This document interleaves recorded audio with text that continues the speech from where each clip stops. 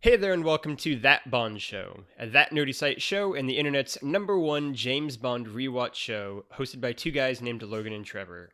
Probably. Each week we dive through a new James Bond movie, from Dr. No to No Time to Die. I'm one of your hosts, Logan Wilkinson, and joining me, as always, is my Phoenix son, Trevor Starkey. Hello. We are also joined this week by the only man who can outdrink 007, Jarrett Green. You know, you might be right. This might be the only, and therefore the #1 James Bond rewatch show on the internet. Yeah. I haven't checked. I don't know if that's true. It's definitely the But only it one feels true. with a Trevor and a Logan as the hosts. Yeah. It's true. Yeah, That's that, the banking that on. sounds Yeah, it's a safe. good, solid probably, yeah. You definitely have that locked down. Also, I totally forgot my intro blurb actually should have been, "I can buy you a delicatessen." In a steel case what or a something. crazy Yeah. promise. Yeah. To make fly hanging from a helicopter. We are, of course, this week talking about For Your Eyes Only, the 12th James Bond movie, and we are lucky to have Jarrett with us as well in a little special guest appearance here. Typically, whenever we have a guest, which is, I guess, really only been the one time with Frank and Cam, I ask them what their kind of memories are with the movie, because we're in uncharted territories for Trevor. He doesn't have any memory of the Roger Moore films. He's never seen them. But Jarrett, have you ever seen For Your Eyes Only before? No, absolutely not. Okay. All right. It's and double the fun then. I watched it and realized why I never have seen it before. Yeah, Because absolutely. What the fuck is this movie? It is great. So, For Your Eyes Only, for those who are listening and watching, I said for most of my childhood and teens, probably into my 20s, that it was my least favorite Bond movie. Not because I think it's the worst made Bond movie. I don't necessarily think that at all. But just because, to me, it is fine and completely nothing exciting happens for 2 hours film.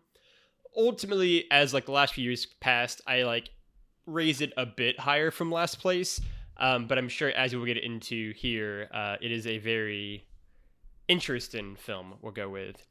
It seemed to. So I remember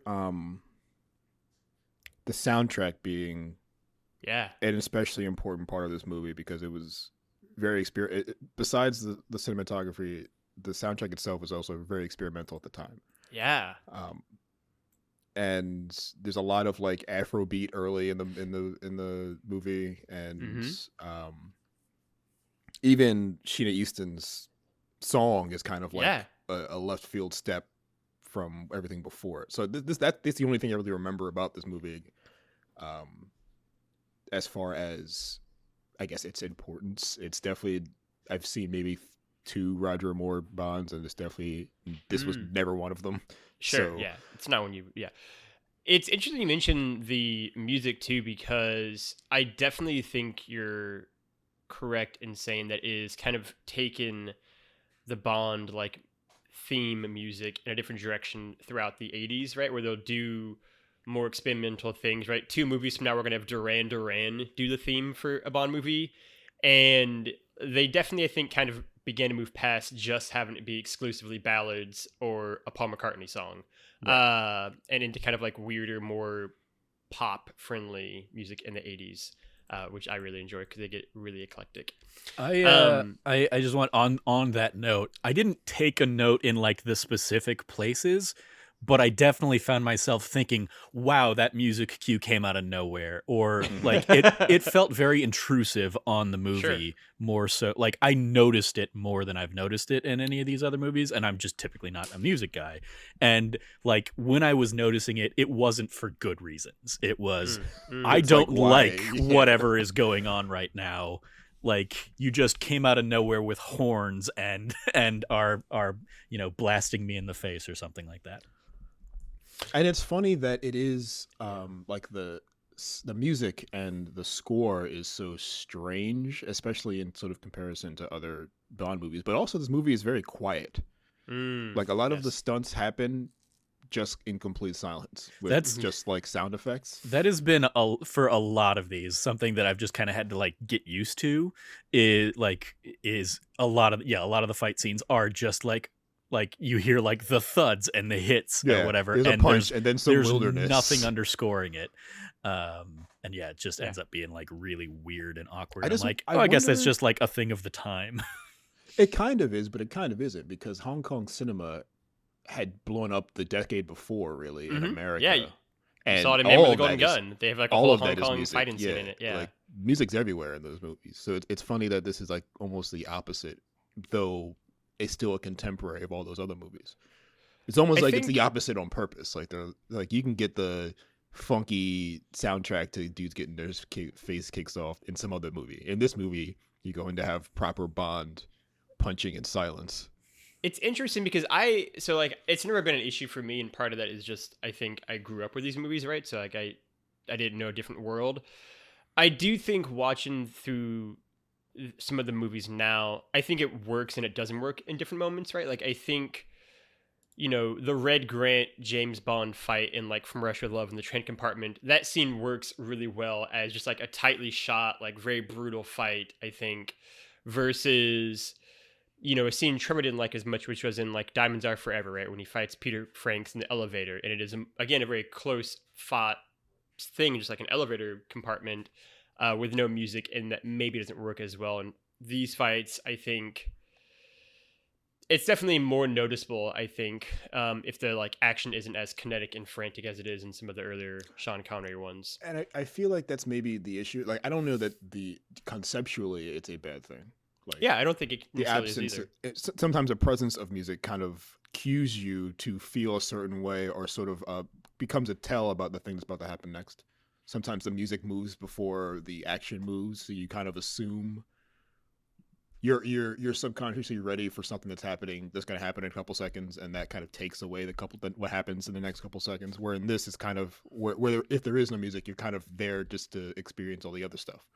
But I feel like the absence of music, especially in modern movie making, is kind of to do the thing you're implying, like to enhance the tension in a thing that's happening in like a small space when the camera zoomed in and everything's kind of claustrophobic. You're trying to be there and be as sort of on edge as everybody else in the scene. Where in this, it's like the silence doesn't really do anything for the scene. It's kind of like, here comes James Bond doing ski tricks, but it's just silent. So it's like he's doing like slapstick things, but there's no laugh track, so it's just really awkward. Yeah, that sense of humor is a thing that is kind of a poison pill at times in the Roger Moore films in particular. Like if there's if a banana peel sound effect happened in most of this movie, it would make a whole lot of sense. There's going to be, I wish you could watch it for next week. There's going to be a scene, a slight tease for you, Trevor, where like he's going to swing across on some like vines and they're going to insert a Tarzan yell. So you have that to look forward to. Cool. I mean, we already had the slide whistle when the car did the corkscrew flip. Yeah. Yep. And Man with the Golden Gun. Let's run through the cast and crew. We, of course, have Roger Moore back for his 5th time as James Bond. We've got Carol Bouquet as Melina Havelock and Topal as Columbo. Julian Glover is here as Aristotle Christados. They gave him the most Greek-sounding name possible. John Wyman is Eric Kriegler. Michael Gothard is Locke. Lynn Holly Johnson is Bibi. We'll definitely dive into her character. Cassandra Harris is Countess Lazel. James Villiers is Bill Tanner, the Chief of Staff. Jeffrey Keane is back as Frederick Gray. Lois Maxwell is Moneypenny. Walter Gotel is General Gogol. And then Desmond Llewellyn is Q. And this is the first of 5 consecutive films that are going to be directed by John Glenn. So get ready for that, Trev. Yeah, I saw that and I'm like, oh, not looking forward to that. It's also a really, really interesting directorial filmography, his 5 films, very different movies. I just also want to give a shout out to, because I recognized him, a young Charles Dance as one of the other henchmen alongside like the Kriegel guy or whatever, Kriegler, probably best known to modern audiences as Tywin Lannister from Game of Thrones. Oh, he popped up. I was like, oh, I mean, like he's also still like old already at the time, kind of, but not nearly as like Tywin Lannister old. Sure. I don't know what that is because I've never seen Game of Thrones, but I will take your word for it. Julian Glover also in that. Julian Glover is, in a lot of things. Yeah, John Glenn's 5 movies are really, really interesting. In the Blast from the Past section, we have got the president being Ronald Reagan for the first time. The PM is Margaret Thatcher.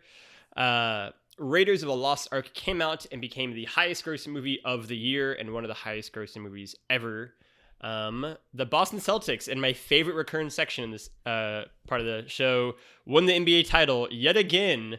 As has been a recurring feature. Years, yeah, the 60s, 70s, 80s. A lot of the Boston Celtics went in so much so that I just kept adding it on. And in the What the Beatles Were Doing section, Paul McCartney was busted for pot at a Japanese airport, derailing the Wings' world tour, which would lead to the band rapidly falling apart and Paul McCartney embarking on a solo career.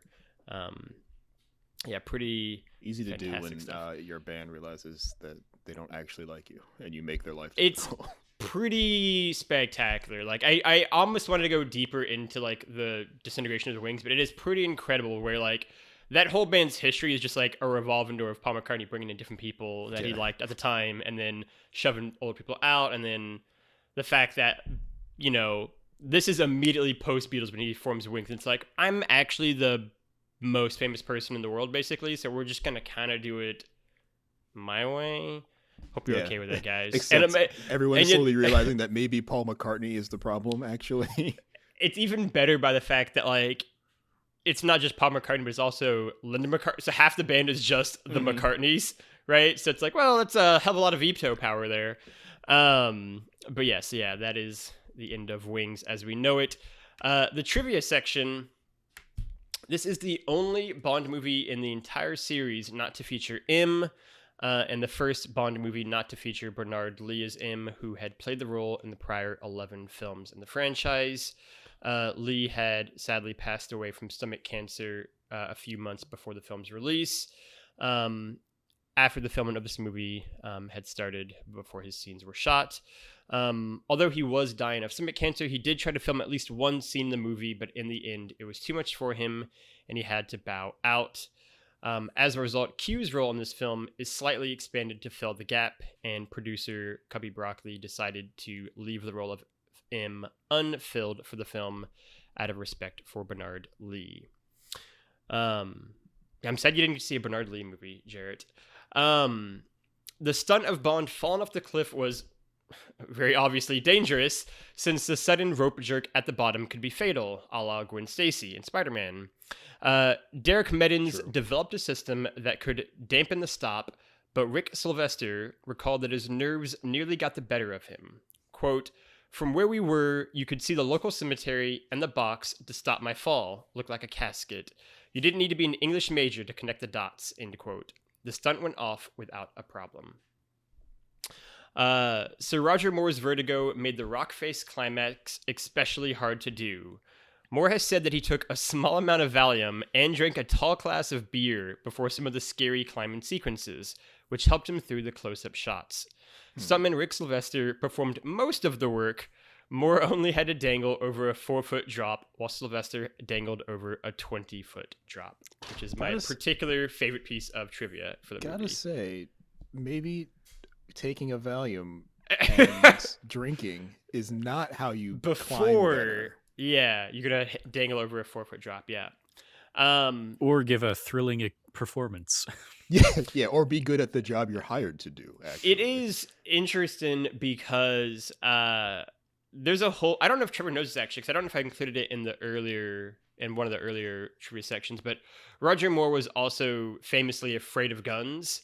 And so, especially in the early movies, if you watch him shoot, a lot of times he's like blinking or mid-blinking whenever he fires a gun. So I know what the role was. I've noticed that every time he does the opening, like shooting down the barrel thing, like there's always a flinch, or he loses balance a little bit. Like it's never a good, graceful move. It always looks a little like clumsy or iffy. Yeah. And so that adds a little bit of context to that.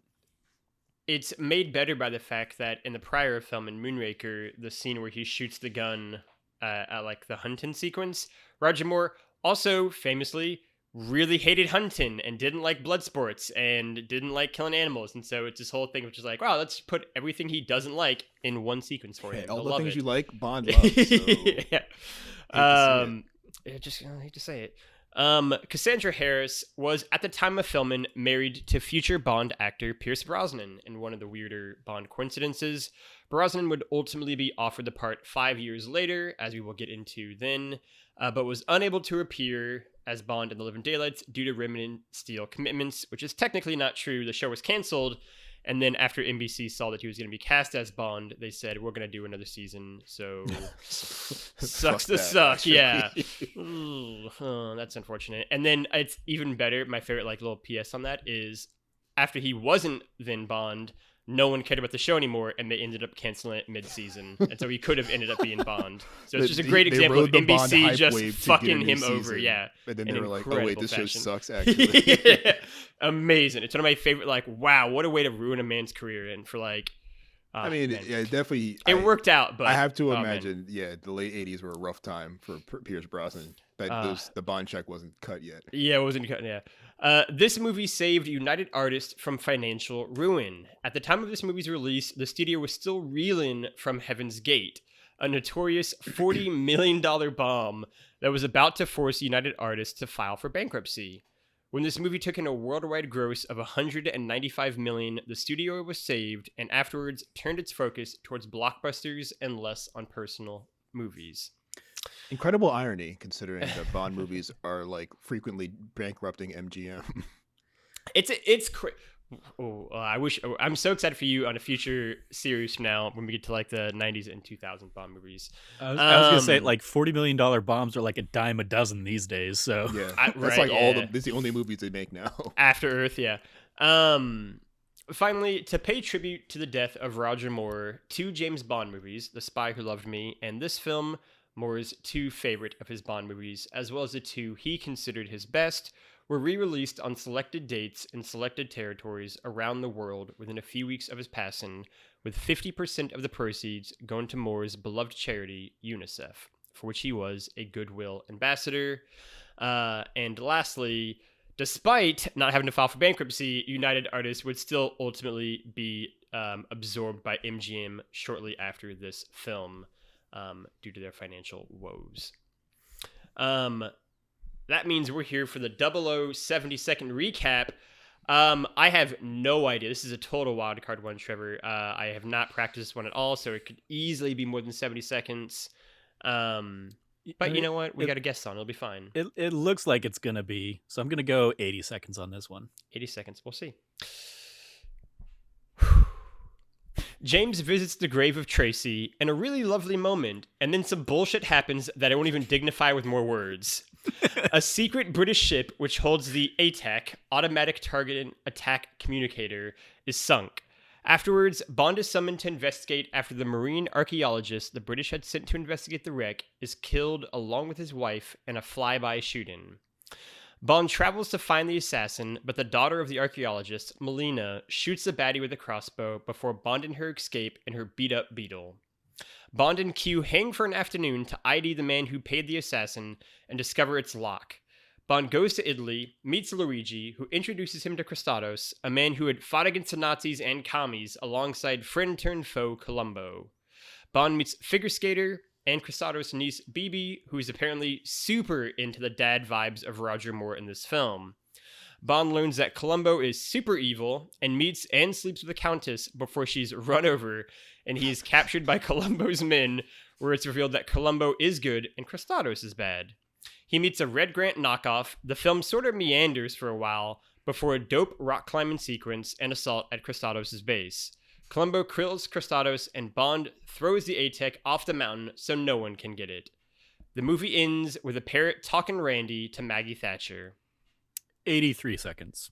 I'm pretty happy with that for no practice. I mean, especially since you completely dismissed the thing that led me to say I'm 7 minutes into this movie, and it's already tempting me to put it at the bottom of my list for this absurd cold opening because let's spin back there real quick. Yeah, as much like I actively want to drag down Blofeld, like all of the 3 Blofelds in our villains ranking, Well, 2 or 3 slots because of this. And now, don't try and pull the shit that it's not Blofeld. It's clearly now Blofeld. Trevor, It's clearly as the Blofeld. credits- They as the just credits couldn't show- call him Blofeld for legal reasons, but it was still a very clear swipe at, like, hey, you won the lawsuit? Fine, we don't need Blofeld. We're going to kill him off. Like, it's fucking Blofeld. Don't try and pull this bullshit. Blofeld is a waste of a character, and your love of him is absurd, Logan. You know what? I didn't think about that. I didn't think about that whole thing because I clearly wasn't. I haven't been watching these things in context. Mm-hmm. But that makes a lot of sense of why this Dr. Claw face ass dude is just cackling with his face off the camera. Yep. In remote controls a helicopter to himself, basically, to get himself killed by accident because he's a giant idiot. It's all correct. Also, this is the first time, that was the first scene where I was like, there's no music here. This is really weird. Like, Bond is crawling out of a helicopter to the driver's seat in the air, and it's just the sound of the helicopter and this dude cackling at him. My first off, my favorite thing about this, the only real thing I like about the sequence is the fact that in the credits he's listed as unnamed bald man, which I really enjoy. Yeah, like Trevor said, this is very deliberately supposed to be a, like, it's Blofeld but not Blofeld thing because they were wrapped up in a 45-year legal battle with Kevin McClurry because he's a jackass who just wouldn't let it go about who owned Blofeld and Spectre. And so, yeah, this is a little middle finger to him. I think it is easily one of the dumber sequences of the really the only, like, objectively, like, that's really dumb sequence of the movie where there's, like, nothing redeeming about it, I think, is this whole sequence. And it sucks because I like how it begins with Bond going to Tracy's grave. I think that's, like, a really nice moment where they actually acknowledge Tracy and have, you know, that kind of continuity thread from the Connery and Lazenby era movies. But then it is just completely wasted on the silly and goofy helicopter chase sequence. And it's, like, goofy immediately. Like, the priest comes up and it's like, the fucking, they need to see you, bro. Yeah. And he's like, all right, I guess. And he gets in the helicopter. Yeah. Very long stare at the priest who gives him a very long prayer and then fly away, I guess. Dude dies in the goofiest way. It's funny, too, because I had never, I mean, I don't watch For Your Eyes Only that much out of the Bond movies because, like I said, it's never been one of my favorites. But, like, I had never noticed the fact that, like, the priest runs up and, like, sprints to Bond to tell him the news. Yeah. And then immediately is like, by the way, I'm going to give everything away by doing this slowest motion Hail Mary. And then we're never going to talk about the priest ever again. The priest is just gone. Yeah, don't worry about him. Also, why is Blofeld, like, I get, like, because I was like, bald man. No, Blofeld. Like, he's got the neck brace and he's in a wheelchair. And I'm like, wait, we've seen him since the bobsled thing where, like, he gets hung in the tree that could have explained away the, like, broken neck. So it's like, no, the last time we saw this guy, he was on an exploding rig out in the ocean. So why is he suddenly... He was crippled and broke his neck from that explosion from 12 years ago, right? Yeah. Like, there is also the weird vibe, and I saw this in the notes or in some of the trivia, and this also, like, helped add a little context to it of, like, adding the tie into Tracy feels like let's connect the dots between this Bond and a new Bond. But obviously there isn't a new Bond in this one. So yeah, it just was like this weird little bit of continuity that then has nothing to do with the entire rest of the movie. That's great. Like, this is James Bond. Remember, his wife is dead. Cool. Yeah, remember how his wife died like 4 movies ago? It's also the last time, certainly that I can think of, this will be the last mention of Tracy we have for the rest of the series. Because as we've talked about before, like, Connery and Moore's Bond, it's really easy to view them as just like, that is like one continuous kind of like canon happening. Like, they're basically the same person. There's no kind of issue to that. It helps that Moore was actually like the same age as Connery, basically a couple years older. But once they bring in Timothy Dalton, they're basically just rebooting it and saying none of that stuff, just kind of ignore that. And then especially once they bring in Pierce Brosnan and Daniel Craig. So this is the last mention we're going to have of Tracy in the series. Also, I want to shout out on the subject of, like, there wasn't music in this. They also had sound effects that did not match the scene. Yeah, because like the helicopter is going down at one point, and it is very clearly like a jet like crashing sound, not helicopter rotor blades going down. And it's Someone like was like, I don't know, it's in the air. exactly. Yeah. Yes. Before we get any further into the recap, Trevor, how many people were killed? How many people were killed? So I would give you the overall kill count that James Bond has here is 18. And the overall body count is a total tally of 54.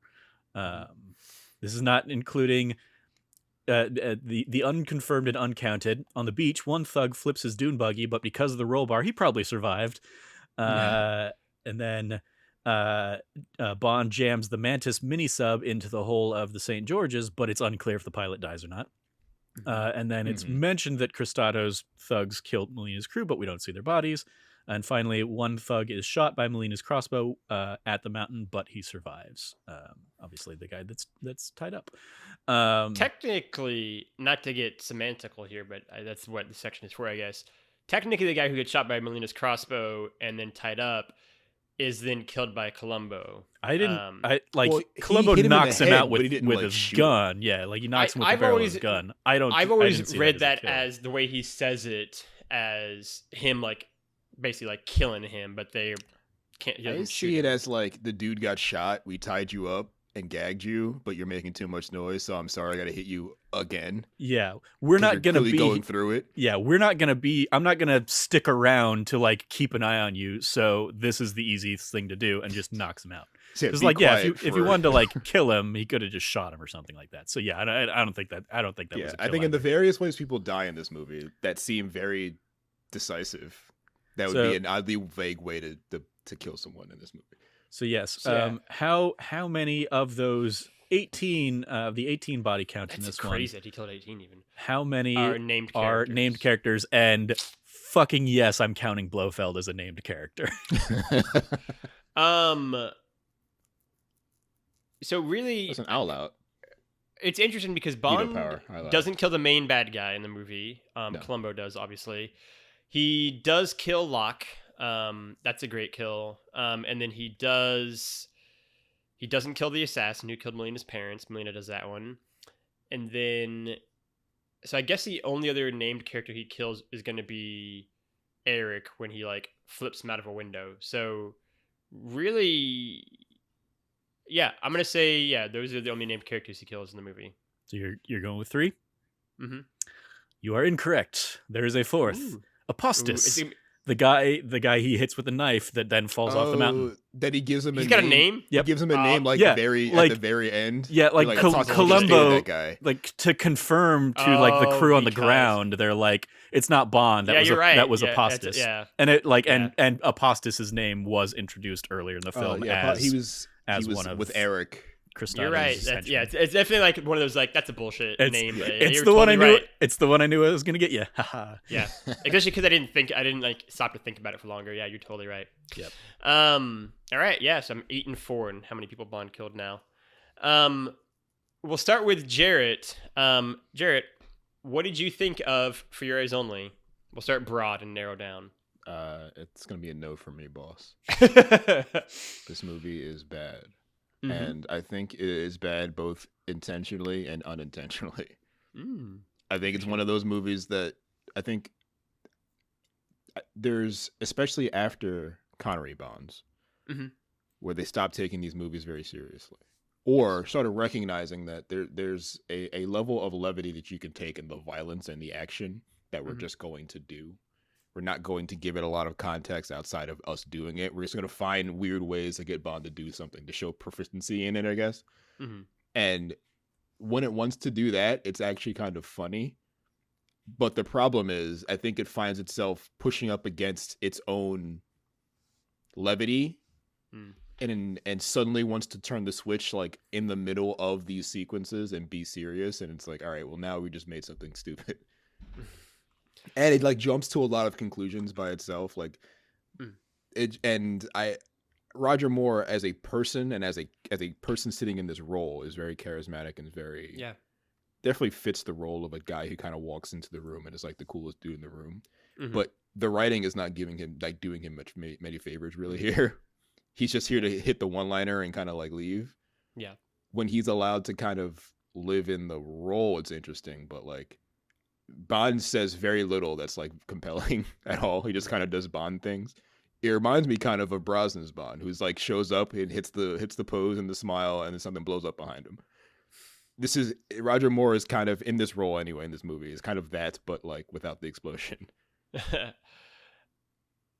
Trevor, what did you think? And it's of a little yours long. only? Like this movie is, Oh, yeah. it's 2 hours and it feels like every minute of Yeah. those hours. That I will agree with. Yeah, That more is than- my biggest thing is, yeah, this was a bad movie with like, I have a lot of notes that are overly long car chase, overly long ski chase, bad slow underwater fight, bad slow underwater ship fight, bad slow mountain climbing sequence, bad slow fight at the monastery. It's just like, you always talk about like a movie can be good, a movie can be bad, and then a movie can be meh. Like this is the most meh of meh mixed with like just a whole bunch of bad too. It's like the things that are competent are just boring, and then the rest of the movie is just not even competent. And so this was a big old like oof for me. And again, like a lot of stuff we talked about like last week, like Bond's age is showing, and Roger Moore's age is obviously showing, and so then immediately having like BB all up on him, I'm like you said, like the dad vibes. I'm like, no, those are the granddad vibes on Roger Moore at this point. That was very uncomfortable and gross. And then like the idea that like, oh, he's like pushing her away, but still has no problem being with the other, also incredibly young woman is like, no, just no. There's just a lot of no. Also shame on them for giving us a movie with Tevye that doesn't have him singing or doing anything Funny, true. Fiddler on the Roof like like seeing his name, I was like, Tevye's in this, like Topol I was like, that's, and then like obviously this is like 10 years after, so like I didn't even really recognize him, despite having watched Fiddler on the Roof many a times growing up. Oh, Lost him. we'll never know what Trevor said. I'm just gonna go then. While Trevor gets his stuff back together. Yeah, I think that I might like the movie the most of all of us, which is crazy to say as the person who's this is my favorite movie for years.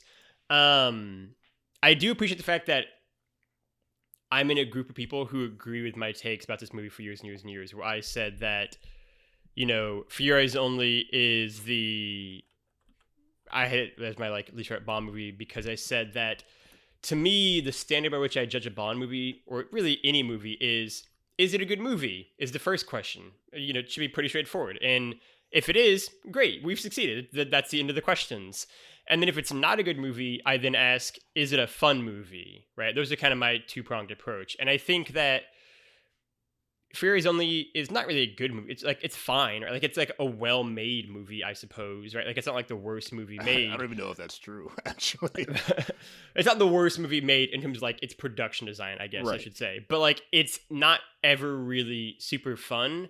Mm-hmm. Watching it now, I still largely agree with that opinion. I think for me, I like the last act of the movie.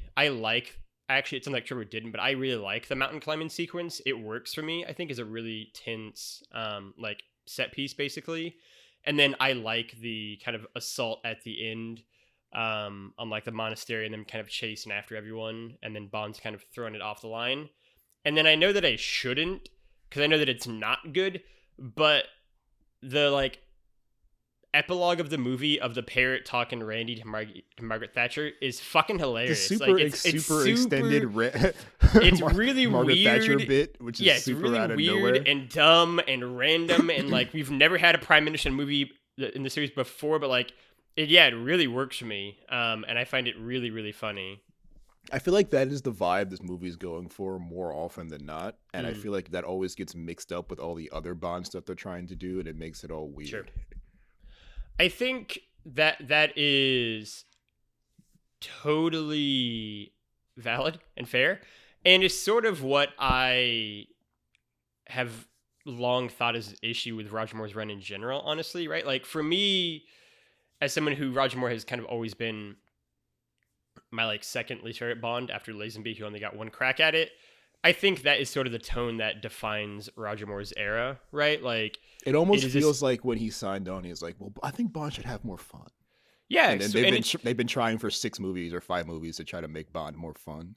it's really weird because watching his movies, his first two, and Live and Let Die, Man with the Golden Gun, he definitely, I think, they had him as a more serious Bond, and they kind of, I think, keep him more in line with Connery a little bit, and it doesn't necessarily work with Moore that much. Like that's just not who he is, I think, in a way that Connery is, and so they kind of let him go a bit more, I think, in these last few movies from Spy Who Loved Me onwards.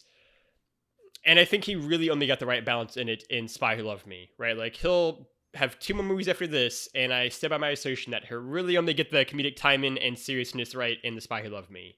And the last 2 movies he's gonna have after this, he just goes full camp. They just say, what if we just don't even try for seriousness and we just go, it's like we're gonna make Schumacher camp Batman movies. territory. Yeah, sort of.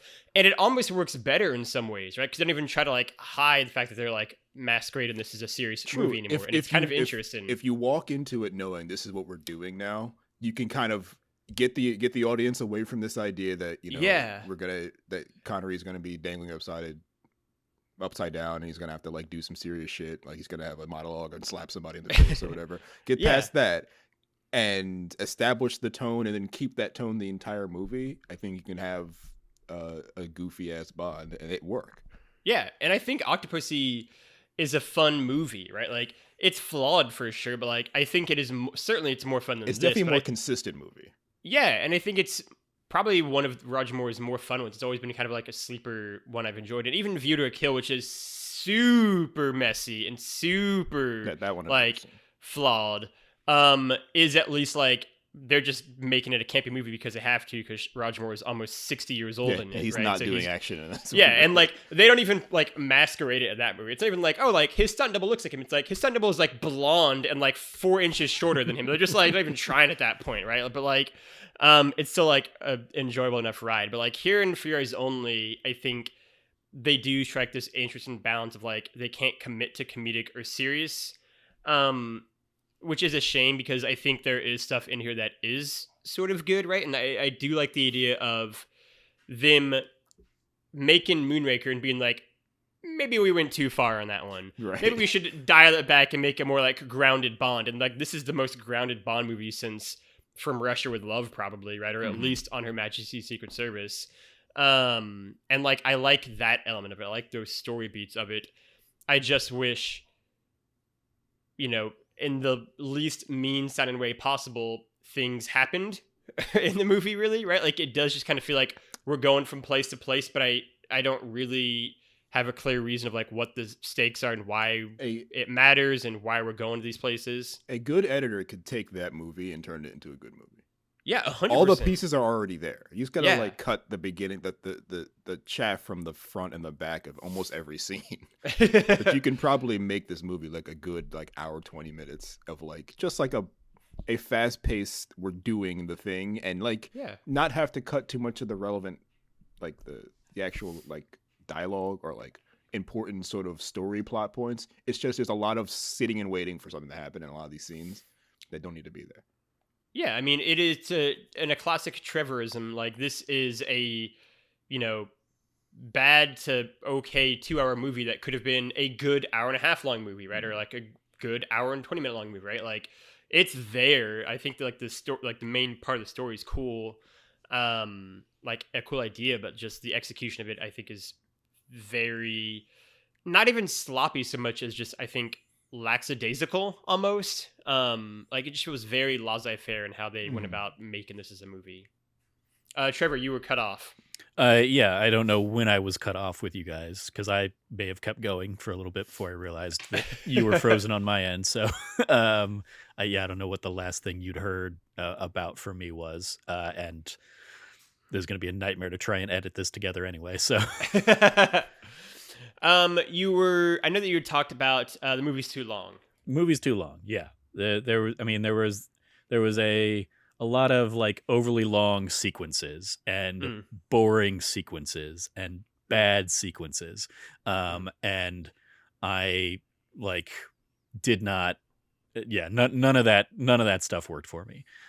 Like you mentioned, like you saying, oh, this was a 2-hour movie that could have been edited down to an hour and a half movie. I was like, I don't even think so. I think like, yeah, I mean, you could have taken a lot of those things out, but then you wouldn't have a movie. You would just have You have a 45-minute I mean, like fan cam of James yeah, Bond. it's, yeah. I mean, like a lot of this movie is, I think unsurprisingly trying to like copy a lot of story beats from Russia with Love.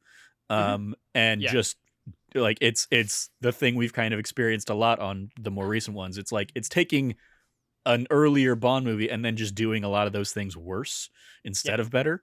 Um, Yeah. like for this one, it also felt, there were shades of Thunderball of let's use this underwater tech. Let's do this cool, like we have this idea, like or even from like On Her Majesty's Secret Service. Hey, let's just do the bobsled sequence again, but this time with like Bond and another guy in the the bobsled path as well. Um, it's just like I don't like none of those elements worked here. In part Mm, because I'd seen so many of them already, and in mm, part because they just didn't have energy behind mm. them Yeah. to really drive them forward. Yeah. I think that's all totally fair. I was telling Jarrett when you were gone, like I do think it sounds like I'm the person who likes the movie the most, um, which is maybe a damn an indictment of the movie when it was a movie that I had as my least favorite for years. Um, yeah, I mean, I think they very clearly took inspiration from Russia with Love, right? And they wanted this to have that similar feel. I think it's interesting watching the Roger Moore movies, how much I really like your line of just like they're trying to do what they did earlier, but just routinely executing on it worse, right? And I think you see this really from like, I mean, even to a degree, right? Like, I loved Live and Let Die. It's one of my favorite Bond movies, but even that is like Guy Hamilton. I think taken a similar like energy and pace into what he did in Goldfinger and not quite having it be as good. Right. And then Man with the Golden Gun tries to be an earlier Bond movie and really, really, really misfires on that front. And I think you see that again in Moonraker and here as well, right? Like, I feel like, and I touched on this a little bit last week, we're at a point in the Bond series lifespan where there is this weird, I think, burnout slash changing of the guard happening where a lot of the people who've been on the series since it started in the 60s are kind of phasing out of it, right? Like Ken Adams is no longer doing the production design now, right? Like Maurice Binder is going to only have a few more movies left of doing like the title sequence stuff. John Barry's only got a few movies left in terms of doing the music, right? Like we just left the last of like the 60s directors behind in the last movie, right? Like we're kind of in this weird transitory state of like they don't know what they want Bond to be. And then at the heart of that is like Roger Moore from this movie onwards is going to like quit 3 different times and then get brought back 3 different times. And so like they just can't seem to like actually stake out a new direction yet. And so I do think there's a sense of kind of all of these issues are kind of compounding one on top of each other as we kind of continue to go through his run as James Bond. And it's funny to see how this kind of ends, knowing that sort of like, I guess, political backdrop, quote unquote, where and how they solved for that this last time when they did the same thing. Daniel Craig had to get kind of like wheeled back into this and like how they have money trucks backed up to his house multiple times to get more of these movies done. And it's funny how they solved for that at the end of his run than in comparison to this one. Yeah, where Roger Moore just literally is like, I can't do this. Yeah, like I can't walk, so can it's you literally hire it's someone literally my else, please? favorite Roger Moore fun fact, and this will be a trivia fact 2 movies from now, so you're gonna hear it again twice, viewers. But like the fact where like Roger Moore realized it was time for him to like legit leave as James Bond, he couldn't do it any longer when he realized that he was older than his female co-star's mother, and he's like, I can't do this, guys. This is not working for me. This is weird now. I have to imagine though, like that was a couple of like that was probably the case in this movie. Like I don't know how old Lynn Holly Johnson actually, because she's playing someone who obviously is young. Oh, I looked like yes. she's like 23, and he was like like in 50 But something. Yeah. to that, and I didn't want to skip to that. I didn't know if this is like we go through the scenes or whatever, but I do have a question. Like, I don't know how old BB's supposed to be in this movie. Yeah, it is left, I think. I don't know why it's left ambiguous, but yeah. like I don't know what the ambiguity is doing here, because it's ambiguous enough where this is either very weird, yes, or this is also very weird and illegal, and I don't know where we are here. This is definitely something I started to go down this rabbit hole when I was freezing up and cutting out. But yeah, like it's already weird enough that she's like super into the granddad vibes versus but and then Bond like dismisses it. Okay, cool. Yeah. But like he's perfectly fine with the other woman who's like in reality maybe 25, 1 year older or something like that. Like they're like 1 year apart. The actresses are, and so yeah, it's just like still way too old for either of those two women. And the movie was like, we don't care. We're gonna do it. I'm really curious, like, because I want to talk about both of these two characters, but like Melina in particular, I like her character well enough. I do think that I find it interesting because this is probably the most like the least sexual James Bond has ever been up to this point in the series is in this movie, with him like spurning BB, and then even for much of the movie with Melina, I get less of a like, you know, physical sexual kind of back and forth between them, more of like Bond just cares for her because she's gone through this like loss, and we have like him grieving for Tracy to begin the movie kind of as that sort of connection thing.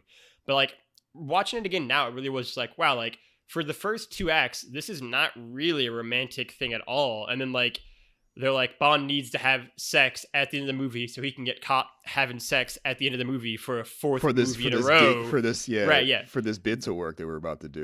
Yeah, so for 4 movies in a row, we've had this bit. We have to do it again. And so it's like this weird thing of like, they kind of rush them having sex, right? So like when it is at the end of the movie and they're like in bed together, it's like, all right, like we haven't really had any sort of build up to this moment. It is just like, we're together now, right? And so I find it jarring for that reason as well. And I really don't get it. Like, there's it reminds me of, because I would say, and it's not even true, but I would say that Craig's Bond in like Quantum of Solace is like a good a similar parallel, where he's like almost sexless in that movie, like vengeance has taken him, so like he doesn't care about any of this stuff, which isn't even true because he does have sex with someone in that movie and she gets killed. But the Bond girl, I don't remember the character's name, but she's played by Olga Kurylenko.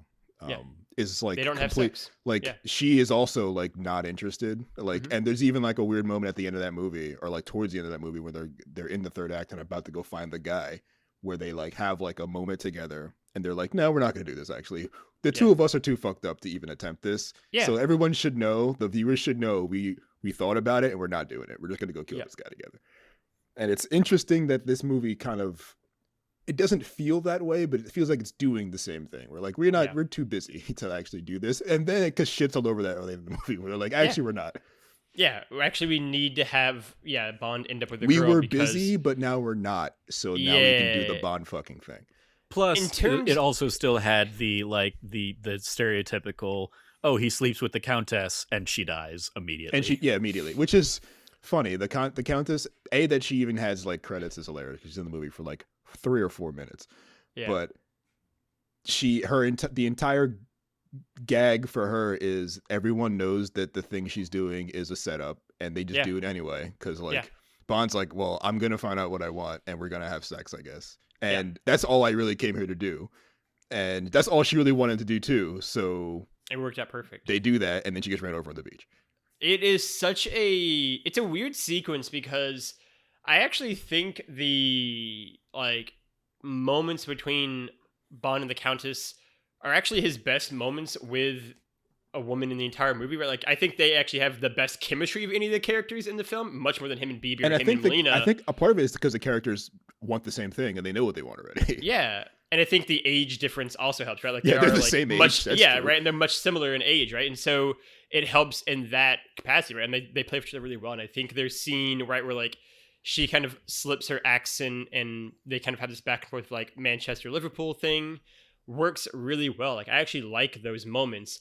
And then they immediately go for a walk on the beach, holding hands, and she's fucking mowed down by like a dune buggy. And it's like, wow, okay, this really escalated. We got no time to breathe on that. And then he Like- meets Columbo, and Columbo's like, "Well, that was my wife. But we're homies Yeah. now, I guess. So whatever." Yeah, like, we're hanging. Don't worry about it. Like, it's such a, like, that is like the only part of the entire movie that they don't drag out. They like rush.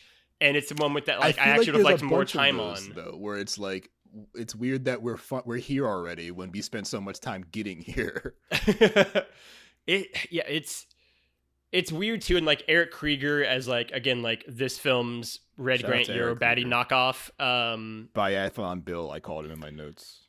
Yeah, what was mine was effectively like, oh, this guy, oh yeah, East German biathlete champion has some real, if I'd been born 40 years earlier, I'd be a Nazi vibes. Yeah, 100%. Yeah, it's super strange. I also thought it was weird because they had like a line, I thought one of the characters did, of like them being like, oh, like he's an East German who defected. And then at the end of the movie, he's like very much working for the Russians. And I was like, where did he defect to? He's the Soviet defecting Union? to Like, the Soviet, to the yeah, Soviets. who already occupy East Germany. It's like, that's a weird defection just to the mother country, basically. It's like, Yeah. um, Is it really the defection at that point? Like, yeah. I it's wonder if defection the by American technicality. writer didn't understand what that term meant or something. Yeah, they were that like, in I don't know what these 1981, countries are. They're next to each yeah, other. they're I all the guess, same. whatever. Yeah. I do like the. I found the. Maybe he was supposed to be a West German that defected. And they just didn't They set the just have right to stay dialogue on in. the script, and they're like, "We can't shape this again. Whatever. You're from East Germany now." I found Jarrett, you were saying? the replacement for M to be hilarious. Oh yeah. Yeah. Well, not just him, because it's funny because you meet a pair of strange white dudes like back to back in this movie. Like right after the ship gets blown up, you go to, I guess, someone who I don't remember, but the fucking. There's a guy, I think they're called the Vice Sea Lord and the Vice Admiral or something like that. The Minister of Defense. Yeah, The is one Minister of of Defense them. is Yeah. meeting with these two dudes, which are great Yeah. titles for two dudes that look like they were in Jeffrey Epstein's Notebook. But Yeah. those dudes are very upset about this thing that happened, and then they go away. Then we're in Russia, I guess, talking to some guys on the phone with a General- really horny yeah. secretary giving him Yeah. some notes or whatever. And then I guess before that, then Melania meets her parents, and then they just get chopped up by the plane. But after that, we go back to MI6, and it's just two other dudes that could be these. Like, they're definitely not the Vice Lord and the other Admiral guy, but they might as well be. Except the one guy is kind of got like Danny DeVito vibes. I love your description of it so much. So yeah, like the Ministry of Defense is a staple of these Roger Moore movies in the last few. As just like a dude who is not M, who is important. I don't know why he is a recurring character. He's just got really upset too. He's like he does not fuck with Bond at all. Yeah, I mean, in hindsight, almost it feels like they were maybe setting up the same kind of like Ray Fiennes in the new stuff of like, hey, we know Bernard Lee's not going to be around forever, so here's somebody that can like slot into the Emerald. But no, they just weren't doing that. There's just they were just like, hey, here's another person to throw in the movie for no reason. Very weird, because they're going to bring Robert Brown in as M in the next movie, and he had actually made an appearance as an Emerald, who you could argue does get like backslotted into this role 2 movies ago, back in Spy Who Loved Me. Frederick Gray, again, is just like, he's a Minister of Defense who is going to be in 6 Bond movies in a row for just no real reason, just to be like a high-ranking British man who is an M for whatever reason. And then, the Soviet dude is General Gogol, head of the KGB, who similarly is in 6 straight Bond movies for sometimes cool reasons, like in Spy Who Loved Me, where it's like, oh yeah, like the East versus West kind of rivalry. It makes sense there. And then other times, it's like, he was in Moonraker for like a 30-second cameo Remember for no me reason. from that guy from that other movie? He's in this movie, and it sort of has a reason because the Russians are trying to take it, but like it is still like. But he could have been anyone. Is the point? Or it didn't even have to happen. They could have just said this happened, or never mentioned it. Like it's like someone contacted the Russians. It's all they have to say, and that scene is completely null and void at this point. It's very strange, and I think it's weird to say M's character is like critically important to a Bond movie, but like I think in this movie you see what that character does in a lot of ways, where it becomes like, here are 5 white guys, like you said, Jarrett, and like they're all kind of giving Bond different advice and like telling him different things, and I'm like, I don't know what to even make of this right now. Just give me M. I don't so know I these can do, people, like, all and this Bond filtered doesn't and, even know these people. Like, Yeah. Bond has no relationship with any of these dudes. He's Oh, just like, yeah. the one guy's just yelling at him. He's like, all right, whatever. I mean, I would disagree with that, or at least in how it was portrayed. It's portrayed that like he knows them just fine, and he like they fill the role of M plot wise, and he goes along with it just fine. Like he even has that like the almost like at this point Roger Moore trademark scene of like he just knows the most obscure random thing that somebody quizzes him on because The ATAC? because that needs to be like exposition. Someone needs to know it, and Bond does. Underwater marine because- archaeology? yeah. I can talk about But that. yeah, it was like, I mean, like, and they go into M's office, and it's just, oh, M's away or whatever, and He's and on leave, those yeah. people fill the exact same role that M filled. So like, I didn't I think they fill miss they fill M the in role this in any way. fair. Like, They don't need him but there's no relationships because Bond and M have a relationship that is more than just his superior. You feel like these two old men kind of have served together, know each other, are familiar with one another. These other guys, this council of men that then becomes his authority, all do the same thing M does, like really, which is just give him orders. Yeah. And Yeah. like be a person to sound off, all the things he's discovered and reconned already. But he has no real interpersonal relationship with any of these. And that's like very apparent when he goes to see Q, because his relationship with Q is completely different. Yeah. And his relationship with Q is always this way, where he just says some shit and Q's like, please stop talking to me. yeah. But there is a relationship he has with Q that's similar to M, where they know, like M says something and just knows Bond's thinking of some bullshit to say to him back, and it hates it already. So the thing he says it with malice, knowing that Bond's gonna hit him with a quip, and then they're gonna hate each other. He's just gonna look at him and sigh, and then he can pour him a drink or something. Like that was not happening with these council dudes. Yeah. I do want to give a shout out, though. I'd be remiss if I didn't. Where when Bond is like going up to meet 2 of the Council of Men after Melina kills the assassin who killed her parents, and Bond's like, well, like here's a report, and they're both very pissy about it. And then how do you let this random woman kill this dude? Yeah. Oh, so you have I thought you nothing. were gonna waterboard him first. But I mean, like Yes. even that, like, we've seen M say the exact same kind of thing in but these. no, Like he's but, been like- just as dismissive to Bond in prior movies. I would argue that Bond deserved it more in Man with the Golden Gun, but like my point is that like, and then we get to the scene of like, all right, go right, like you can the one like the tall guy's like you can try the like ID machine basically, and the Frederick Gate very vigorously goes and that's it. Says no lines, just like hums very loudly at him, and Bond's like, that's a great idea. I'll go down there. Anything else, guys? And just goes and like he just like it's like what a weird like act and direction that he just decided to take, and they're just like, I'm not gonna say yes, I'm just gonna like hum and shake my head up and down to like Also, convey what I want out of this scene. We're skipping over Cuba, which I feel like is very important for a couple of reasons. Oh, I mean, I also want to get back to the opening, like the fact that like this whole like crew of like spies and secret agents or whatever just dies because of some foolhardy Someone's, accident like, from fished Albanian a bomb fishermen. by accident. Yeah, they accidentally pull a mine in because like Oh man, it's we're not fishing. Oh shit, it's that's not a that it fish. was secretly placed there by Which is what I had Christados or remembered something in my like that. memory. Yeah. Right. It's no the whole set off of this movie is Was a giant accident. these like professionally trained people just got completely fucked over by the An abandoned mine from a war. the Albanian fishermen that were their front. Yeah. And I love that they do the thing where you meet a guy who you think is going to be important, like Mac. He walks. Oh, it's Mac's time on the shift. He's really tired, but he's ready to do his job. He gets some papers. He handcuffs himself to the thing, and then the alarm goes off, and they all die. And Yeah. you never see Mac again. Oh, you I see also him. like You the see fact him that- underwater a Oh, lot. yeah, you definitely it's see him true. again. Yeah. I like the fact that he couldn't possibly, despite all the water pouring down on him, reach that extra 2 inches No, either. couldn't do to it. pull it always bugged me too. Just like, you're right there. Just it's water ultimately. Like, just push a little bit extra further here. Nope, he was busy. What He was the busy point? dying. What was the point of handcuffing yourself to that thing if not to be close enough Yeah, to he be able to do used to that? be the reason. Yeah. Yeah. And also, like, how much lead time he had when his captain said blow it up, and he's like, And he was I'm gonna like, take my time on this order. how do I do this? Blowing up thing. Right. What is training for this role? No, yeah, that's totally fair, Trevor. Yeah, and then Jarrett, you were gonna say about Cuba? Also, Moneypenny, very horny. Moneypenny's always horny. She's always it's horny.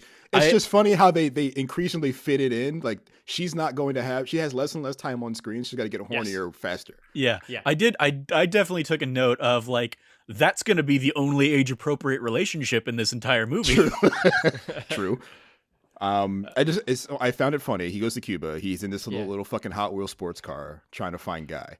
Mhm. And he gets out. He's like, does a recon. He's sneaking up the jungle or whatever in like the fucking drug dealer mansion.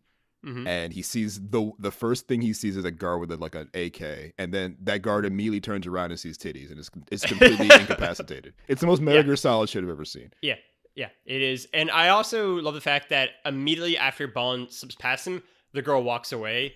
And in my mind, I'm always like, is that a planned thing then, or is it just like a weird coincidence? Did he hire that, like, this random woman? No, it's just that's the house. No backstory. It's just then the camera sort of pans to the rest of the party. You're like, no, that's just the party being. That's just the party. Yeah, we're in a Miami Vice party. Hope and you're then they down play for that it, one guys. song, "Make It Last All Night," which is like the horniest Bond song ever made. It is. That whole pool party is super strange to me. Hector has the craziest shorts on.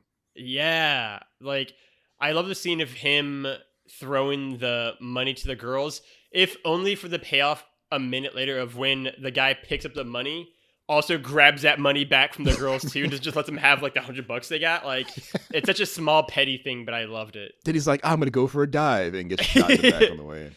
Yeah, Great work. It's great. Yeah, I also, there's so much unpacking that. Also, scene the too, just, random like, goons in like suits, like who are they supposed to be? I have no idea. I was just gonna point that out. Like, you make it seem they made it seem like these dudes are maybe hired by a guy, which I guess you're supposed to assume was Locke, who is doing security because he's attached to this On thing. Locke, yeah. And I guess these other suited guys are also attached to this thing, but like you never see those guys again because they kind of just get killed or like Or blown otherwise up by a incapacitated car. on the Yeah. way. Well, the one dude tries to break into the window and the That's entire so car good. explodes, which Yeah. is all right, cool. Yeah, you But can't the other break guy into just that kind of car. gets turned over on the car and like just falls out of the street, and dudes are like, we're not gonna. We all came together and helped push Bond's car back up, but not yours. Yeah. You get the No, die, fuck you guys. Yeah. which Uh, also fine. I just found I that do- whole Cuba sequence to be hilarious to me. I do really like the scene of the dude like smashing the window with the like gun and immediately blowing up and his dummy going flying. Yeah, the If for slow no motion of other the dummy reason- being like eviscerated by this explosion. If for another reason, like, what an insane security measure, right? Like, that's true. No one will ever break into your car, No. but it's mostly because you don't have a car. Right. So is it Bond's a really maniac, is what worth that the payoff here? Like, that's sort of where I'm at, Q. Like, that seems like one of your I feel like every dicier Q Q-Love device is gadgets. like, do you have to do that though? Do you need to make an umbrella close on a man's head if it rains? That's Right. that's That's an the interesting job the gift. thing does. Yeah. Also, shout out to he also took like a pool umbrella and like floated down off of the. Yeah. Um, Came Just- down. That's it's like how a it fever works. dream that whole chase was. Speaking of Q stuff, that just reminded me a thing in the trivia that I was looking for. The guy who has the fake cast that then busts the guy. Apparently, that is the same actor who originally played Boba Fett in Empire Strikes Back Oh, in, really? and Return of the Jedi. Jeremy Bullock. Yeah. Interesting. Wow. That's funny. That is an interesting trivia fact. You're right. Oh, that's a good one. I had two notes Cuba's a back to fever back in dream. Cuba. Yeah. Not the bad woman driver trope already. When Oh, yeah. just Just just crashes. Bond just flips the car by continuing to accident. be misogynist about that stuff too. And then right after she says something in the chase like "go backwards, forwards quickly," and I'm like, all right, maybe she is bad at this. 'Cause that doesn't make any sense. I don't know what that means. And he immediately was just like, I don't know what that means. He's like, She yeah, just did and then some she shit, did yeah. it. It was just go backwards. It was she just wanted to go. I think she just said like go backwards fast or something like that. No, she definitely was like, go Okay. backwards, She said- forwards. She said go backwards, forwards quickly, Okay. and I'm like, Yeah. what? and then Yeah. she just goes backwards, and then they kind of spin forwards. I'm like, is that what she meant? Because that's not what I would That's not not what notice what she meant communicated. Yeah. if she said that to me. Yeah, it is. I never really noticed it before, Jip, but yeah, like you're right. The Cuba sequence is like some weird fever dream that is like in a different movie almost. And it's funny to take that and contrast it against the Olympic like skiing thing, Yeah. because they're both fucking crazy, but for Yeah. different reasons. But they Yeah. feel those two things feel like they belong in the same movie. Just absolute slapstick nonsense. Just And then the bananas. rest of the movie happens around it, and you're like, well, this is two movies. This The is bobsled sequence in particular for the ski thing. this is this is the bobsled big ski Giga Chad Bond movie who can do whatever he wants so long as it's athletic, and then also like a spy thing that should be a different movie completely. Do you know what always bothers me about the ski jump part in particular is that like if the bad guys had just coordinated with each other at all, they would have Yes. achieved in their goal of killing Bond. Like They all get Krager's super there- close many Yeah, times. He's at the bottom of the hill with a gun, along with like 6 guys on bikes. Like they're all ready to kill him once he lands, and then this one goon just like pops out of a hidey hole, and now he can't take the shot because they're both there. And it's like if you had just communicated with one another, you could have pulled this off way more seamlessly. And instead, you have this giant, crazy like ski chase that ensues. And a Also- classic Bond trope of like can't have any ski poles when you go skiing. Put a pin in that, because we have to talk about the ski scene, but I don't want to skip over Italy, because Italy had Kitty was also hilarious. Because the contact he has in Italy, I guess the Luigi. guy's name is Luigi Ferrera, looked Yeah. a lot like Brian Altano in those glasses. Ooh, I like that. I was like, take. Brian, Okay. is that you? Yeah. Um, The same age, just hasn't aged. they when Ari talks to him about like all the bad things Columbo does, Mhm. he mentions white slavery, which I found to also be hilarious. Yeah. Because I don't know what that means. Like, what is white slavery? Is it just the same slavery but with white people? I'm assuming. What do they do? Just sell like vacation homes, probably. I don't know. Like, But just it's- nothing. Yeah, they right. they say white slavery and then never show any white It slavery. never. I was just very Yeah. confused. It's like that last final punch of like, oh shit, this is serious. I'm glad you mentioned that because I've always felt at the very end of the movie where like BB out of nowhere is like, you just want to like sleep with me, and we've seen nothing to suggest that at all in that literally relationship the up opposite, until then. actually, BB. Yeah, and it's like, is this just because up until this point Ari is like, yeah, he's like a bad guy, but he's just like a drug smuggler, and like that's like whatever. That's like an indifferent crime to most people. It's like that's not that big of a deal. And they're like, we got to make him sound badder. How about he wants to sleep with his niece and he's Which into is- white slaves? Yeah, Which it's is so the white slavery thing starts early, and you're like, all right, well, I don't know what that means, but like the BB thing is also weird because up until that point, I am led Yeah. to believe that they're related. Like Yeah. Ari and Oh BB yeah. are related. Well, it's like I. she calls him Uncle Ari the entire time. But Uncle could also mean but- like the old guy that I know. It's I not mean, yeah, necessarily a I guy. got the same vibes as fucking Largo, right? The girl, Mhm. like she Thunderball, called yeah. him uncle, and it's like it's and like I got the vibes earlier on that like, especially when he was so like interested in her like love life or whatever, or because he said something to be like, but once she wins the gold medal, and it was like an implied like that's when she'll That's be when mine he'll or be something super, like that. Yeah. But yeah, it's much more like in your face by the end of it. But even like, I think even kind of when BB's trying to seduce Bond in like his hotel room or whatever, I think she even kind of like alluded to it or made mention of it. Uncle like, Ari thinks I'm a virgin still. yeah. So yeah, like I wasn't completely thrown by it at the end, but yeah, it definitely was find it a so little Jarrett, more yeah. subtle. Okay. Yeah. Fair. I guess when thinking back, I'm like, that's probably what she meant the whole time, and that was probably more obvious in 1961. Yeah. It is. I always just find Or it 81, because but- it's yeah, they just crank it up to 11 at the end. If there was stuff in there before, I've always been like, that's so jarring all of a sudden. Also, Bond and Millennia getting in the back of that sled, just talking very loudly about very secret things to this Yeah. dude. Oh, and Bond routinely is just the absolute worst secret agent. Like multiple times in this movie. Like, I mean, he was barely sneaking around the Cuba compound. It gets caught. Yeah, he gets caught there. He openly is talking about plans to kill Columbo. Vic gets recorded, like in the lamp. Like the Bond that used to like scour every hotel room for like a listening device. We're long gone from the that Connery Bond. Bond of we're gonna have a 5-minute doesn't scene of give him a shit. scamming bugs. Yeah, it's done. Yeah, Roger Moore. They're playing it very easy going here with his Bond in terms of that stuff. Shout out to BB's cowboy fit though. I mean, that's when I was sold on BB. I was like, all right, here we go. Yeah, you can be sold on BB for that fit. I did love. I'm glad Trevor said it. The hotel room scene with Bond and BB, if only for Bond's utter shock, and then also my favorite line in the whole movie, just like, if you're good, I'll buy you an ice cream cone later. Like Bond just having like no idea how to talk to like Bond's a child. like, apparently, are you 12? Like I don't know. It's like I don't know. He doesn't know either. Like I feel like he is also not sure how old this woman is. He's like, I don't know where to place your age at, and so we're just gonna go safe and say you're a preteen. Yeah, say too young. That's all Roger Moore's radar says. Like too young, good. Right, thumbs up the other barometer. Yeah, it's a weird one. Trevor, any other thoughts for Arizona Only for You? I made a note when it happened in the movie. I was like, why is she taking off her oxygen tank there under the water? Like, what's going on? And then, like, when it comes back, I was like, oh, I should have known Chekhov's oxygen tank. That's clearly the phrase. It's funny that there's literally no conversation, no hints, no.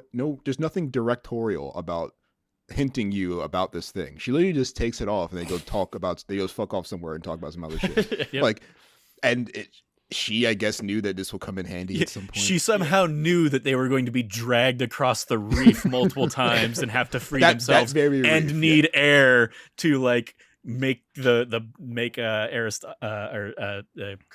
think that they've been killed by sharks. Yeah, like it was so clearly set up for something later that they just had to like somehow justify it. So like originally I just thought, oh, she's a terrible naturalist just leaving oxygen tanks there under the water. Like, what the hell? But yeah, no, it was just so badly absurd. Some of that kind of stuff. And it's just like, that is like indicative of so many other elements. Also, I don't know if you guys covered this while I was cut off, but like, Columbo just obsessed with pistachios.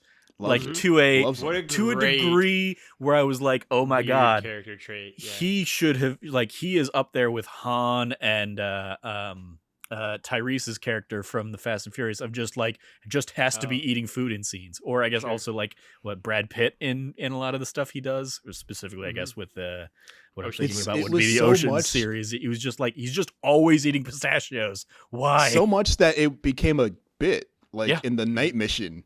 Where he throws it like fucking caltrops, like Solid Snake, and someone makes a noise, and he's like, the people are there. That pistachios were the part of the entire plan. Old smuggler's trick. Yeah. Okay, sure. Sure, whatever. Jarrett, any final thoughts on Fear is Only before we get into the final sections here? I want to go to the submarine because it's so much. The submarine is a lot. I knew Trevor would love this section when watching it. The Big Daddy bursting out of the fucking wall. Yeah. With the little fucking scissor hands was nonstop excitement from start to finish. Slowest, like, this dude's going to die soon because a mine's on his back. They actually just did the entire minute for you. Don't even worry about it. We're not going to cut that at all. I loved it because you weren't on the Thunderball episode. I like Thunderball. I think it's fine. It's like a fun, goofy movie. Trevor hated Thunderball. It's at the bottom of his ranking, as we'll get to later.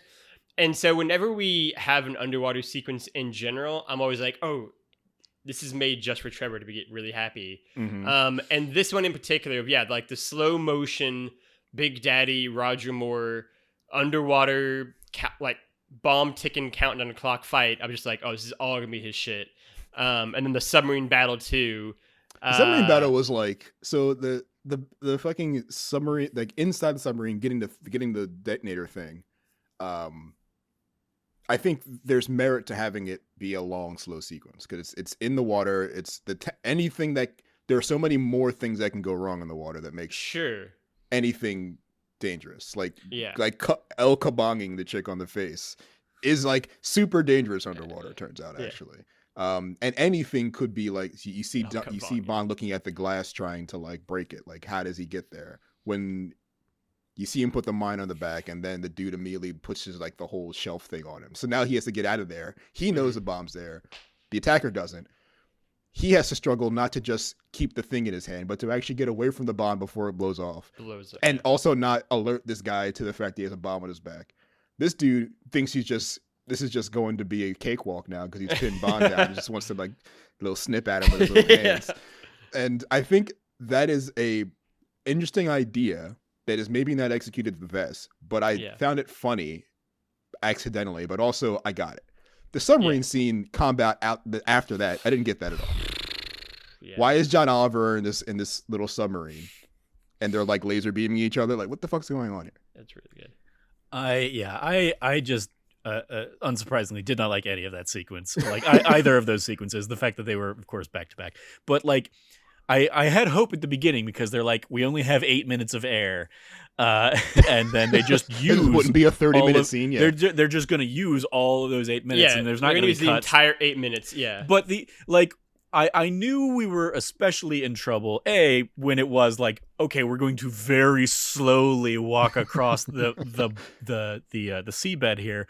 But then when they get in there and are like figuring out how to disarm the thing, and Bond is just literally reading the instructions right next to this thing. Yeah, he pulls his for how to disarm and take this thing apart.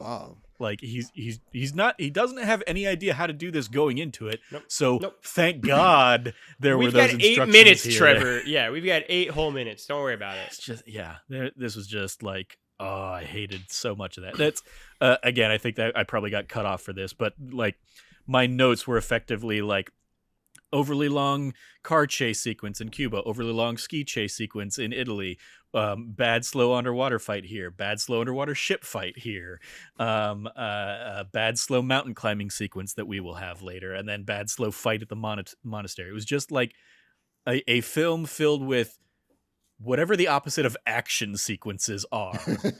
It was those. They put those things in instead of doing action sequences. All right, let's move to the final sections here. We've got Villain's Corner up first.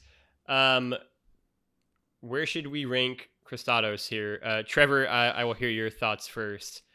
I mean, like, he was... I guess I liked that there was, like, the deception... The double cross thing, yeah. Of, like, oh, he's, like, he was a... Like, oh, you thought he was a good guy, but no, he's really the bad guy. But, like... I don't know what his plan was, and the fact that it was ultimately foiled by a parrot also doesn't help him. So like he's, I mean, like very low on the list, like, which is a shame because obviously he's also going to be, you know, a couple of years later he's going to be freaking Donovan in Last Crusade. But yeah, he was. I mean, like, I have no problem putting him at the bottom of this list for me personally.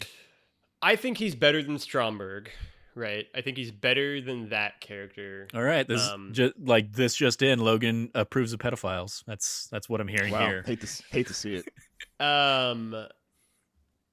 Yeah, I think he's better than Stromberg. I like the double cross. Like it kind of sucks for his character too because they do a weird thing where he's got a lot of great scenes with Bond, and then once it's revealed that he's a bad guy, they basically have like one scene the entire rest of the movie, and Bond doesn't even have like a confrontation with him in like the ending part of the movie. It's like Melina and Columbo that do instead, and so it's this weird thing of like Bond not really fighting the main villain of the movie at the end. They just have the scene on like the boat when they get tugged across. Like they kind of have those two characters arc end in a weird way, but everything up before that when he's trying to like be buddy with Bond and turn Bond against Columbo, I thought was really cool, right? Like, I do think he is a very ultimately forgettable villain, but I do think he's better than Stromberg, who is just not in that movie enough and whose plan is pretty silly. Okay, that's fine. Down there, Jarrett, just below any Dr. thoughts No. on? Yeah, Jarrett, any thoughts on the villain? I don't know that I have enough information to rank him because Sure, I just don't in know general. much about the movie versions of Doctor No and Hugo Drax. Like I know the book, I know the novelizations, who I think it would be easy to say that they are novelized as better, more competent villains than maybe the movie makes them, especially in Moonraker. Well, I should say I've seen Moonraker, so I know Drax in Moonraker is not as menacing a villain as Drax in the book. But I find Ari is kind of like, he feels like an incidental villain. Like Columbo always feels like he's kind of more competent in everything, which makes him, which I think pinning everything on him, making him seem like the real villain is actually the smart move, because he seemed like he'd be pretty good at it. Yeah. And in a way, I guess he is doing things illegally. He is a smuggler and smuggles all types of shit. But he's not working for the Russians, so I guess he's not that big a villain. But once the double cross is revealed, it seems like the only time Ari gets to be a real villain, that we see him be a villain, he kind of fails every time. Like as soon as he catches them coming out of the water, he ties them up and is like, drags them, Bond, you get to wear all your clothes. Millennia, though, you can't while we drag you across this coral. Fails at that because he does it too many times, I guess. Hubris gives him time to cut away, I guess. And then her magical fucking air bottle at the bottom kind of saves them. But then they run away to the monastery, and it's really just easy work for them as soon as they get there. So Krastos seemed very unprepared to like get away with anything after like the jig was up. So he seems pretty bad at this. So again, I don't know that I can actually like rank him amongst your rankings, but I would say, generally speaking, maybe not good at this. Maybe not a great villain. Maybe not the best at this. In terms of the Q Lab section, the only gadgets I could think of are the like face ID machine that he gets. Like gadgets he actually uses? Yes. The identigraph. This is definitely when I realized I had frozen and you guys couldn't hear me, because I definitely started to go on a rant about the identigraph and what kind of bullshit that was going to be, and then the kind of bullshit that it came out as. Based on the description, and then the real life guy that printed afterwards, and I was like, these were the same people. No. It was basically like they were like, let's just hope that these octagon glasses do the trick for everybody. Right, yeah. Other than that, the only other gadget really is like the watch he has in the movie that the parrot talks into, but the exploding car. Sure. I'd say that's a gadget. But we never see him get the gadget, but it's just like he has an exploding car. Yeah, he just has it. But yeah, it's not a very gadget heavy movie. Again, they're trying to make it more realistic. And it's funny, I feel like it knew that, and that's why they put all the gadgets in the Q's lab to just see weird shit. And then they're like, this is all the weird shit you're gonna see. You know what would have come in really handy for scaling that wall? The gadget he had from Diamonds Are Forever. Yeah, he used once, rocket gun. Again, what the hell is the point of Q if you can't like use Q to scale a mountain? Right. Fair. So yeah, disappointing all around on that.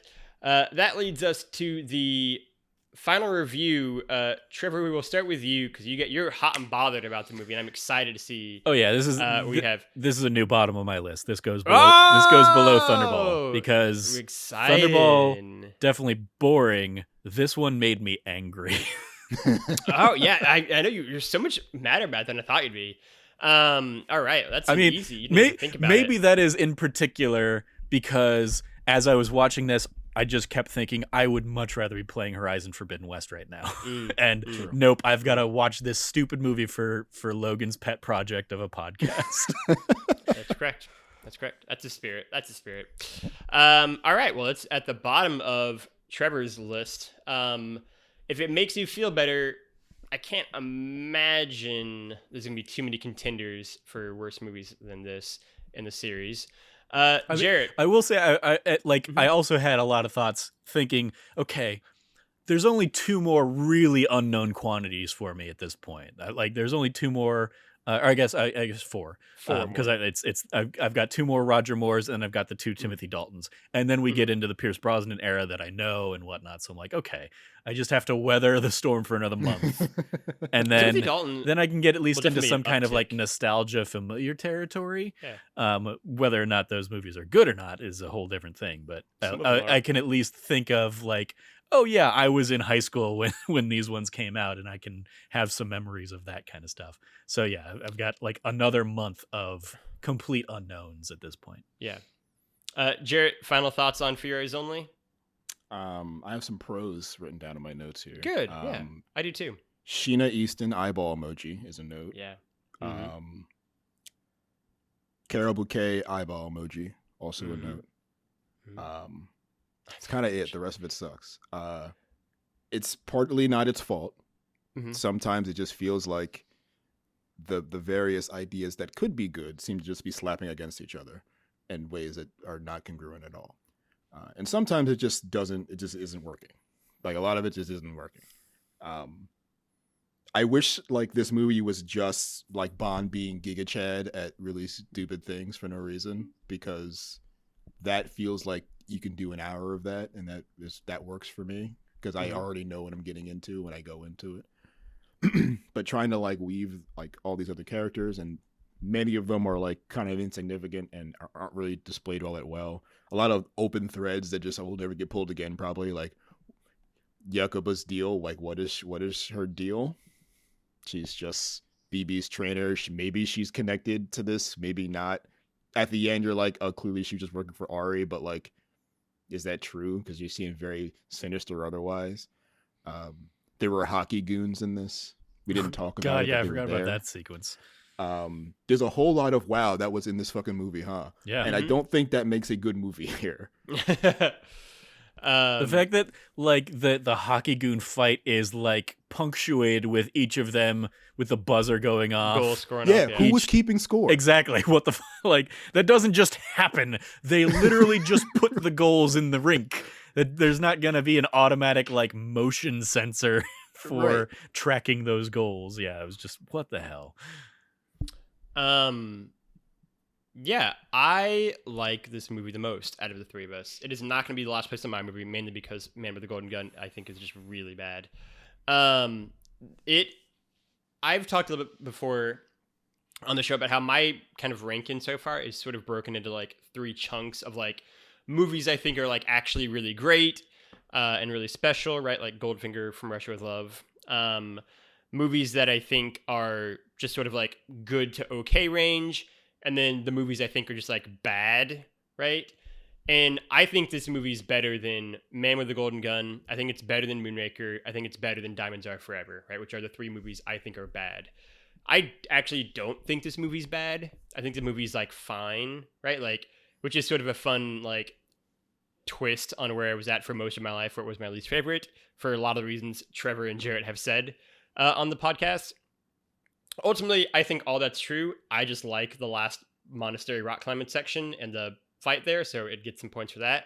And I like the fact that it doesn't end with a space battle, so it also gets points for that after following up Moonraker. True. So for me, ultimately, it's going to be below You Only Live Twice on my list, ahead of Diamonds Are Forever, so it'd be like fourth to the bottom for me.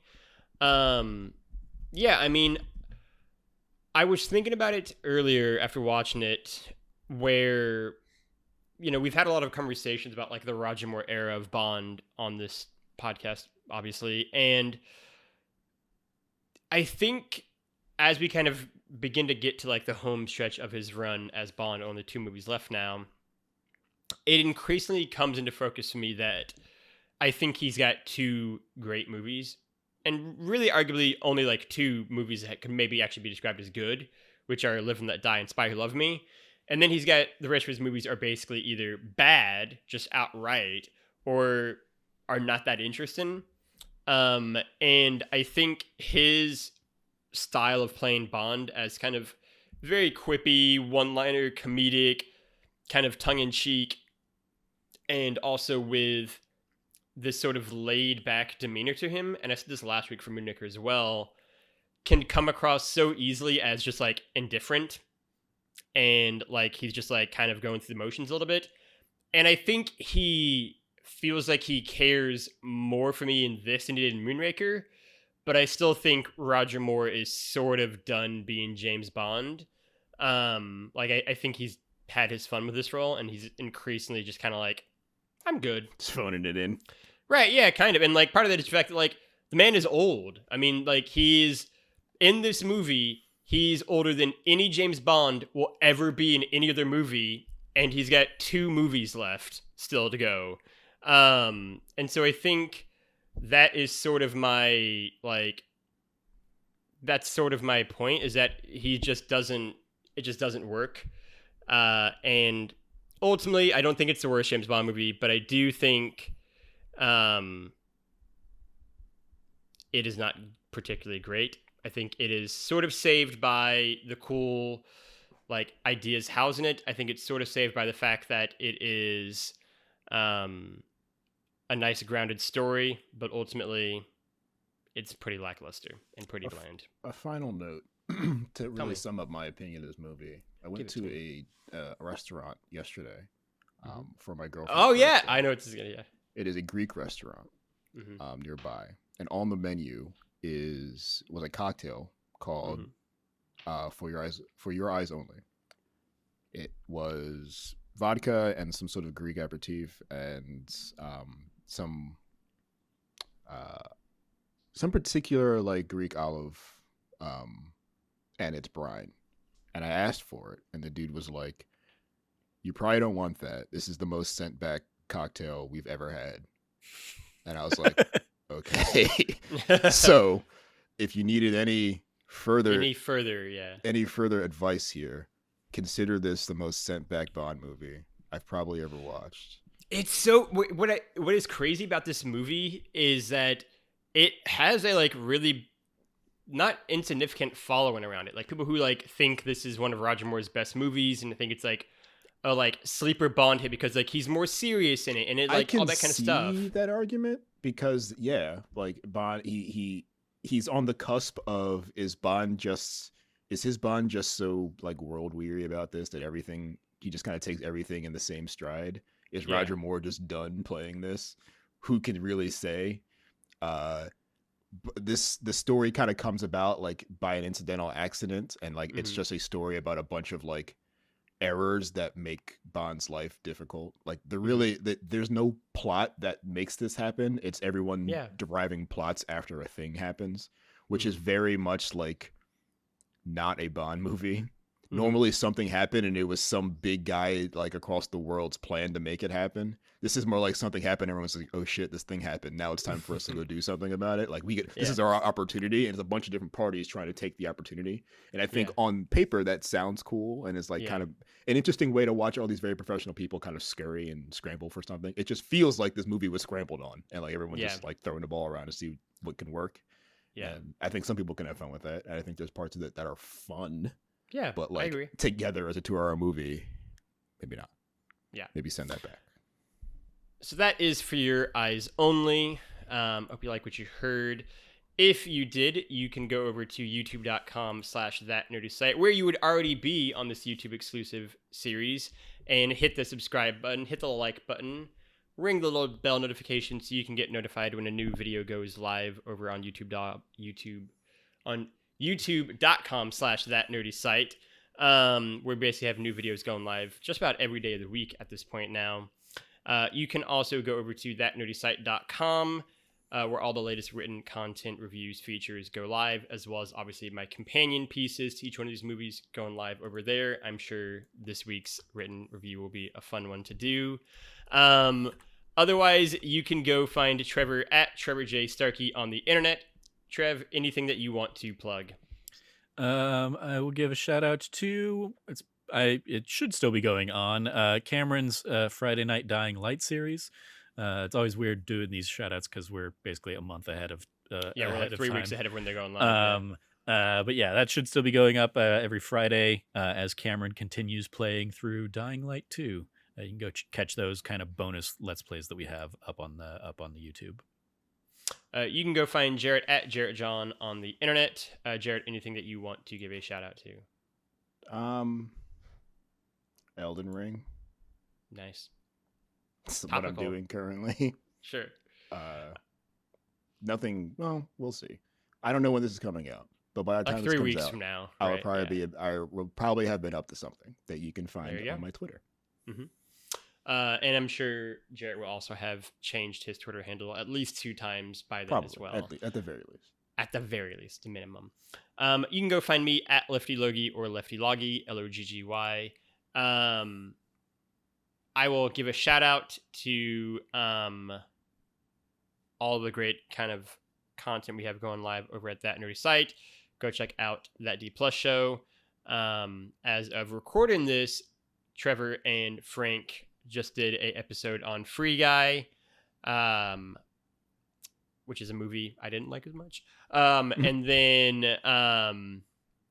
you can also stay tuned to Cameron's Dying Lights Let's Play that he has themed around Friday Night Lights for interesting reasons, as well as checking out the companion written piece I will have go live for this as well. Otherwise, you can go find That Nerdy Site at That Nerdy Site all across the globe. For myself, for Trevor, for Jarrett, for all of us here at That Bond Show, thank you for watching, and we will return with Octopussy.